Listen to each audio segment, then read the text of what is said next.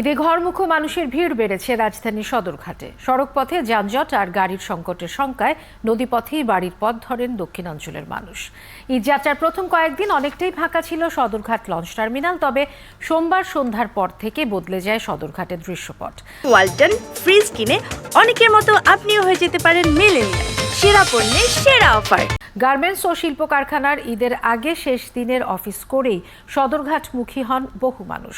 যাত্রীরা বলছেন সড়কপথে যানজটের ভয় ও গাড়ি সংকটের কারণে ঈদের লঞ্চ যাত্রা অনেক বেশি স্বাচ্ছন্দ্যের, তবে অব্যবস্থাপনা ও কিছু রুটের লঞ্চ না পাওয়ার অভিযোগ করেন যাত্রীরা।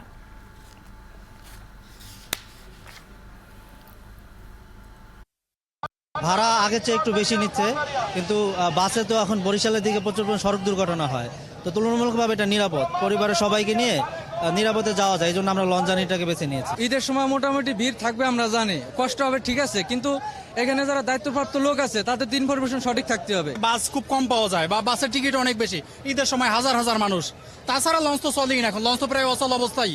ভাড়ায় আপনার থেকে একটু কম বেশি তো হয়ই স্বাভাবিক, তো লঞ্চের গাড়ি তো সব জায়গায় হয়। আমাদের বরগুনার লঞ্চের কথা বইলে, তারপর যে আমাদের বুড়ো লঞ্চে তুইলে এখন আমাদের নামাই দিয়েছে।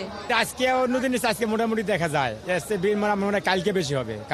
এখন আশা করা যায় আজকে রাত্রে কালকে দিন মিলে ভালো হবে।